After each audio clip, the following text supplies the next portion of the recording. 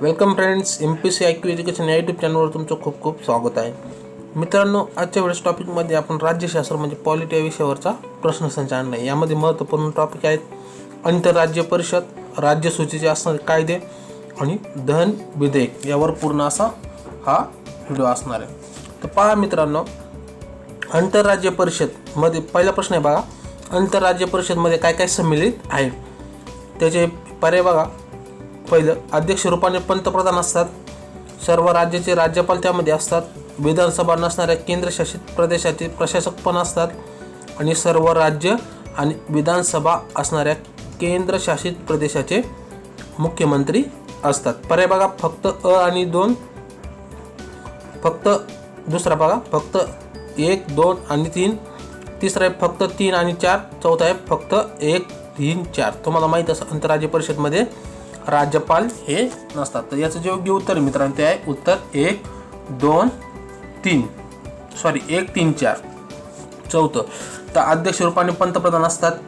नंतर विधानसभा नसणाऱ्या केंद्रशासित प्रदेशाचे प्रशासक पण असतात आणि सर्व राज्याची विधानसभा असणाऱ्या केंद्रशासित प्रदेशाचे मुख्यमंत्री असतात. यामध्ये काय नसतं, 2 नंबरचा पर्याय सर्व राज्याचे राज्यपाल नसतात. तर याचं जे बघा स्पष्टीकरण, यामध्ये कोण कोण असतं, अध्यक्ष पंतप्रधान असतात, त्यानंतर सर्व राज्याचे मुख्यमंत्री असतात, विधानसभा असणारे केंद्रशासित प्रदेशाचे मुख्यमंत्री असतात जसं दिल्ली बघा, नंतर विधानसभा अस्तित्वात नसणाऱ्या केंद्रशासित प्रदेशाचे प्रशासक पण असतात, दादरा व नगर हवेली, नंतर गृहमंत्री पण असतात, नंतर पंतप्रधान यांनी मनोनीत केलेले 6 केंद्रीय कॅबिनेट मंत्री यामध्ये असतात.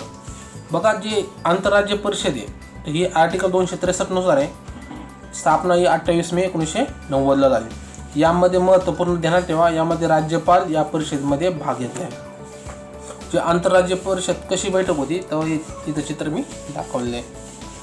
त्यानंतर पहा दुसरा प्रश्न, संसद राज्यसूची, पुन्हा एकदा संसद राज्यसूची या विषयावर कायदा पास करू शकते किंवा निर्माण करू शकते जर, पर्याय बघा, जर राज्यव्यवस्था संविधानानुसार कार्य करत नसेल. दुसरा आहे 2 किंवा 2 पेक्षा जास्त मुख्यमंत्री यांनी जर अपील केली तर.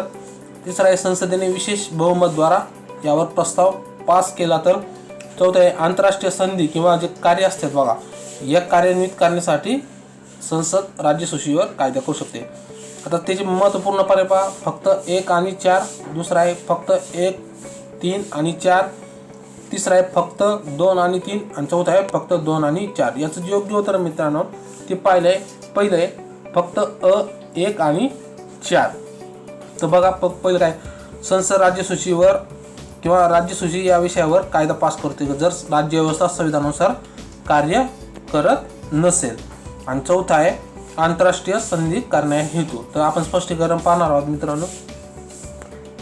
तर पहा, स्पष्टीकरण असं आहे, सर्व राज्यामध्ये राष्ट्रपती शासन जर लागू असेल किंवा कोणत्याही राज्यामध्ये राष्ट्रपती शासन जर लागू असेल तर संसद राज्यसूची त्या राज्यातील राज्यसूची विषयावर कायदा निर्माण करू शकते व राज्य विधानसभा निलंबित करू शकते.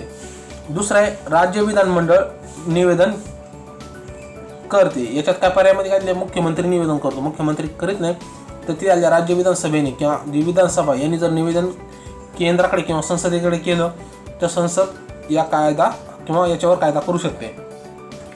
तिसरं बघा, जर राष्ट्रहित असेल एखाद्या राज्यसूची कायदा करण्यासाठी किंवा कायदा केला तर पुन्हा एकदा काय, जर राष्ट्रहितासाठी जर राज्यसूचीतील विषयावर कायदा करायचा ठरला तर प्रथम वरचे सदने म्हणजे राज्यसभेमध्ये उपस्थित असणाऱ्या सदस्यापैकी 2/3 मतदान करून पास करावं लागते. त्यानंतर लोकसभेत येतं. देण्यात यावा, राज्यसूचीवर जर अचानक किंवा राष्ट्रहित असेल तर पहिला हा कायदा कुठे पास करावा लागतो, राज्यसभेमध्ये, नंतर लोकसभेत, आणि तिथं पण 2/3 मेजॉरिटीने उपस्थितपैकी पास करावा लागतो. चौथं बघा, संसद आंतरराष्ट्रीय संधी कार्यक्रम किंवा या कोणताही विषय असेल जर आंतरराष्ट्रीय रिलेटेड असेल आणि त्याचा उपयोग जर राज्यांवर होत असेल तर संसद नक्कीच राज्यसूचीतील विषयावर कायदा करू शकते. असे 2 झाले. आता तिसरा क्वेश्चन पहा, प्रश्न तिसरा, धन विधेयका संबंधी आहे. तर प्रश्न पहा, धन विधेयक संबंधी खालील गोष्टीवर विचार करा. बघा, हे फक्त मंत्रीद्वारा प्रस्तुत केले जाऊ शकते. दुसरा आहे राज्यसभा धन विधेयक संशोधित किंवा दुरुस्ती करू शकत नाही किंवा नाकारू शकत नाही. तिसरा आहे धन विधेयक संबंधी राष्ट्रपती सहमती आपली थांबवू शकतात. तर वरीलपैकी कोणते विधान हे सत्य नाही, म्हणजे याच्यात काय विचारले चुकीचं कोणतं विधान आहे. पर्याय बघा फक्त एक, दुसरा आहे फक्त एक आणि 3, तिसरा आहे फक्त 2 आणि 3, चौथा आहे सर्वच सत्य आहे. तर याचं योग्य उत्तर आहे मित्रांनो ते सर्वच सत्य आहे, चौथ्या नंबरचं. तर बघा सर्व सत्य काय हे मंत्री किंवा हे जे विधेयक आहे ते मंत्रीद्वाराच काय म्हणतो आपण संसदेमध्ये पास करू शकतात. त्यानंतर ह्या विधेयकावर हे विधेयक राज्यसभा दुरुस्ती किंवा नाकारू शकत नाही. आणि तिसरं आहे धन विधेयक हे राष्ट्रपती थांबवू शकतात. स्पष्टीकरण बघू आपण आता व्यवस्थित. तर बघा हे विधेयक फक्त लोकसभेतच मांडले जाऊ शकते, ते पण राष्ट्रपतीच्या पूर्व परवानगीने. यामुळे असे विधेयक हे सरकारी विधेयक मानले जाते. ध्यानात ठेवा, जे विधेयक राष्ट्रपतीच्या परवानगीने मांडले जातात असे विधेयक सरकारी विधेयक मानले जातात आणि ते फक्त मंत्रीद्वारा प्रस्तुत केले जाते. इतर जे संसद सदस्य ज्यांच्याकडे मंत्रीपद नाही तर अशांद्वारे हे प्रस्तुत केले जाऊ शकत नाही. नंतर दुसरं बघा, राज्यसभा धन विधेयकमध्ये दुरुस्ती किंवा निरस्त करू ढकलू शकत नाही किंवा आपण निग्लेक्ट करू शकत नाही. आणि 14 दिवसाच्या आत त्यांना काय करावं लागतं, काही अटी द्यायच्या ठरल्या तर देऊ शकतात, पण ते लोकसभेला काय लागू होत नाही, त्यांच्या याच्यानुसार चालतं मर्जीनुसार. तर हे 14 दिवसाच्या आत त्यांना पाठवावं लागतं. यामध्ये राज्यसभेचा काही रोल नाही. तिसरं बघा, राष्ट्रपती हे धन विधेयक परवानगी देऊ शकतात. ज्यावेळी मंत्री किंवा जे कॅबिनेट सदस्य असतात ते पहिल्यांदा राष्ट्रपती घेऊन जातात, ते ह्या विधेयकावर परवानगी देऊ शकतात किंवा स्वतःकडे ठेवू शकतात किंवा निरस्त करू शकतात. ध्यानात ठेवा, आपण संसदेक पुनर्विचारासाठी ते पाठवू शकत नाही, लक्षात ठेवा. तर अशा आपण 3 क्वेश्चन पाहिले. तर मित्रांनो तुम्हाला आपला व्हिडिओ कसा वाटला. आज 3 जवळजवळ टॉपिक पूर्ण झाले. एक आंतरराज्य परिषद, एक राज्यसूची विषयावर कायदा लोक संसद कसे करते, तिसरा आहे धन विधेयक कसं पास केलं जाते.